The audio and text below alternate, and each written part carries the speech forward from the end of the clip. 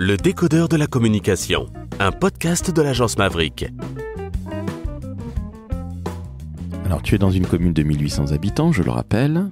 Ça va te paraître très très bête comme question encore une fois, mais est-ce que tu connais, entre guillemets, un peu tout le monde?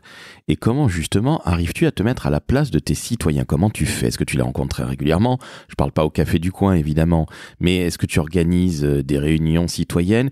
Comment ça se passe? Non pas ce quotidien, mais en tout cas c'est cette rencontre avec les citoyens que tu représentes au final et auprès desquels tu vas communiquer. Oui. Alors en fait, moi quand j'arrive en collectivité, et puis de toute façon après c'est lié aussi au métier. Hein. On va rencontrer des gens parce qu'on va être dans des cérémonies, on va être dans des réunions publiques. On va aussi côtoyer beaucoup de collègues parce que souvent il y a beaucoup de collègues qui habitent sur le territoire. Donc on va pas forcément parler du boulot, on va plutôt parler, je sais pas, un peu du territoire, enfin ce genre de choses. Aborder les choses les sujets sous un autre angle. Et petit à petit, après, oui, tu arrives à te forger, un avis et puis tu as une meilleure perception des attentes des citoyens et des gens. Et puis même, il faut côtoyer les élus aussi également, il faut discuter avec eux, parce que les élus, ils sont aussi souvent sur le terrain. Eux, ils ont beaucoup de remontées de la part d'habitants. Et donc, c'est aussi important de discuter avec les élus en parallèle. Donc cette pêche aux infos, finalement, tu es toujours entre les élus, entre les citoyens. Je trouve que c'est absolument génial, parce que c'est le but de tout communicant, c'est de savoir à qui on parle, et puis aussi avoir, entre guillemets, ses commanditaires, pardon de l'expression pour les élus par avance. Est-ce que tu t'occupes, par exemple, du journal municipal? Est-ce que c'est toi qui le rédige, qui le met en page, qui fait des photos, puisque je l'ai dit en introduction, tu es amené à en faire? Est-ce que c'est ton organe principal de communication, et évidemment avec le site? Raconte-nous un petit peu la vie de Reynald lorsqu'il sort de toutes ces rencontres qu'il fait, un peu connu, tel le loup blanc d'Arrache la Frasse. Qu'est-ce qui se passe après, une fois que tu rentres dans ton bureau? Connu comme le loup blanc, je ne sais pas j'espère que je ne suis pas connu comme le loup blanc, mon Dieu. Je crois que peu de gens savent qui je suis, en fait, en plus. Mais oui, on a un journal municipal, ouais, qu'on édite trois fois par an, à peu près. Je dis à peu près parce que là, ces derniers temps, ça a été un petit peu particulier politiquement parlant. Donc là, on a sauté un numéro, par exemple, l'été dernier. Bref, voilà.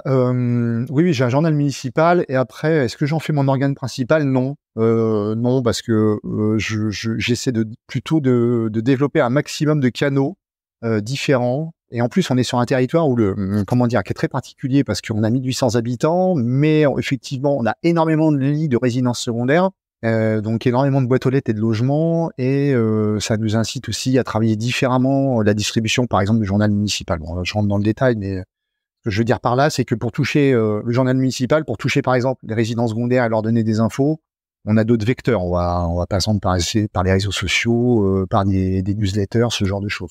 Mais j'en fais pas mon outil. Non, je fais pas mon outil principal. J'ai pas forcément d'outil principal. J'essaie plutôt d'avoir un maximum de canaux pour toucher, on va dire, un maximum d'administrés en fonction de leur, de leurs usages. Tu parlais des réseaux sociaux, c'est toi qui t'en occupes, je suppose? Ouais. Donc, quelque part au quotidien, c'est quoi la ligne éditoriale? Parce que tu en as parlé un petit peu, mais alors j'aime bien ce genre de questions bien bateau, bien large et bien pète-burne. On va pas se mentir, je suis sincèrement désolé Reynald, mais quand tu as beaucoup de gens qui viennent en résidence secondaire, par exemple les flactifs. Non, je plaisante, c'est abominable ce que je viens de c'est dire. pas moi, c'est un gros mordant. C'est pas moi, monsieur. Pardon. Non, excusez-moi. J'ai honte. C'est mon côté Guy Georges qui ressort. Mon Dieu, excuse-moi. Oui, mais je comprends. mais au-delà de la blague, justement, tu as beaucoup de résidences secondaires. Tu as évidemment les habitants qui sont là au quotidien, qui sont là pendant toute l'année. Comment tu communiques et sur quoi tu vas communiquer? Et évidemment, il y a une saisonnalité, j'imagine, avec la proximité des deux stations que sont les Carros, et Flaine, pardon. Voilà, les carreaux. Alors, on dit pas le Z. Non, mais ça, c'est bien parisien, ça. Ça, on va dire Chamonix, alors qu'en fait, on dit Chamonix, ok? Donc les carrosses, non mais voilà, Non mais alors oh là, j'ai non, les mais- oreilles qui saignent. C'est horrible. alors tu as peut-être les oreilles qui saignent, mais chez moi à Toulouse, dont je suis originaire, je te le dis Reynald, on dit les carrosses, ok? Merde quoi, ça suffit quoi. Excuse-moi.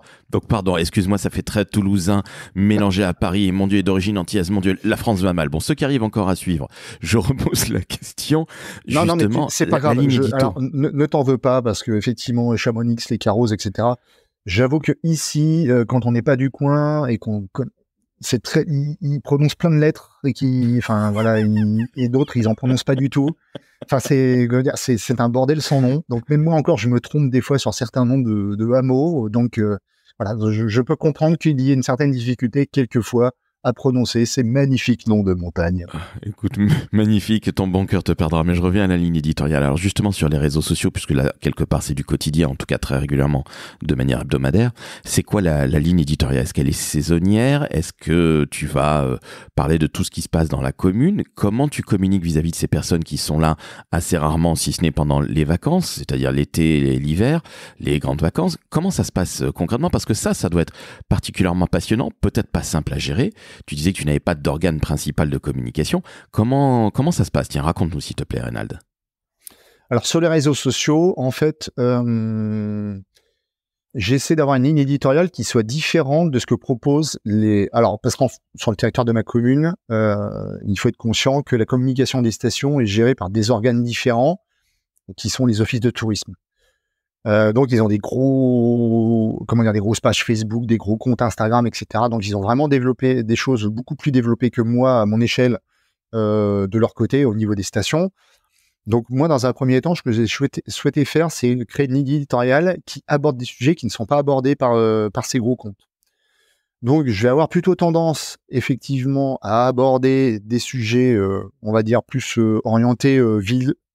La vie locale, c'est très large, mais plutôt quotidien, les projets, la présentation des projets, et faire un suivi justement, et après faire un suivi des projets, tout en de temps en temps, je m'accorde quand même à parler un peu de tourisme, des activités, de l'événementiel, et aussi de mettre un peu de légèreté de temps en temps. C'est-à-dire que des fois, j'ai posté 2-3 petites conneries comme ci, comme ça fait mine de rien, ça fait plaisir aux gens parce que aussi ils se rendent compte que derrière on n'est pas une institution froide, voilà, qui rigole jamais, voilà, donc qu'on n'est pas rigide, quoi. Donc derrière, j'ai développé tout ça au fil des années et surtout, moi, il y a un truc qui est hyper important et que je trouve qui est pas assez développé, c'est que moi je m'interdis pas la discussion. Moi, quand j'ai des remarques, donc on va évoquer par exemple certains projets. Il va y avoir des remarques aussi bien positives que négatives. J'hésite pas à aller plus loin dans la discussion. Voilà, je me freine pas, je me censure pas. Moi, je trouve qu'il est très dommage quand on parle d'un réseau social, quel qu'il soit, de uniquement faire un post en one shot et puis après, hop, on laisse couler et puis on attend le suivant. Alors qu'il peut y avoir des remarques et des questions des gens, et qui permet d'aller plus loin et d'entretenir la relation. Et moi, ça, c'est quelque chose qui est hyper important dans ma ligne édito et qui, je pense, au fil du temps, marche et a prouvé que derrière, on n'était pas un organe de censure, parce que on connaît bien, la défiance actuelle des administrés envers les services publics. Là, à mon niveau, je pense qu'au fil du temps, j'ai pas ce problème-là. Et j'ai vraiment, je pense qu'il faut pas s'interdire ça. Et ça, vraiment, c'est le conseil que je donne aux collègues.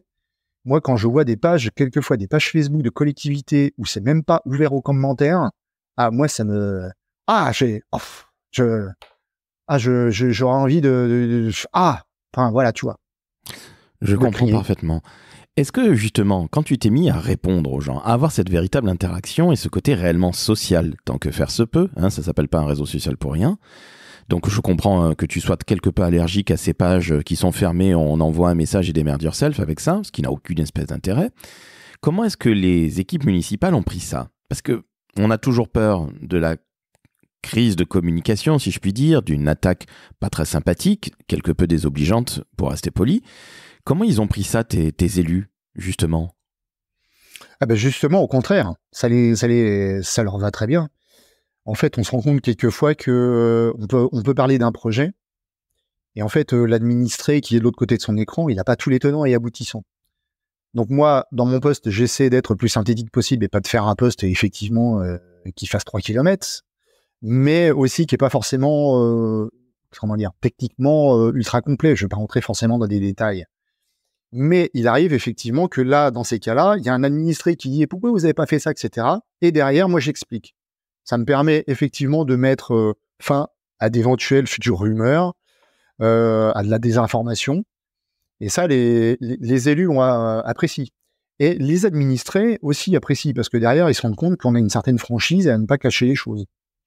Tu fais pas figure d'ovni, justement, quand tu vas dans tes réunions avec les communicants publics? Je sais pas si ils me prennent pour un ovni. Ils doivent me prendre un peu pour un dingue, je pense.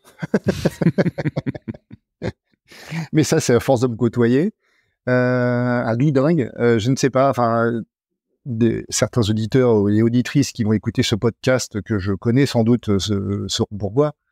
Mais non, je j'ai pas l'impression de faire une figure d'ovni, non. Non. J'essaie de... Je sais pas, j'essaie plutôt de décoincer des choses qui pourraient intervenir au niveau de notre métier et ouvrir le champ des possibles, on va dire. Voilà, tout simplement. Il n'y a pas de...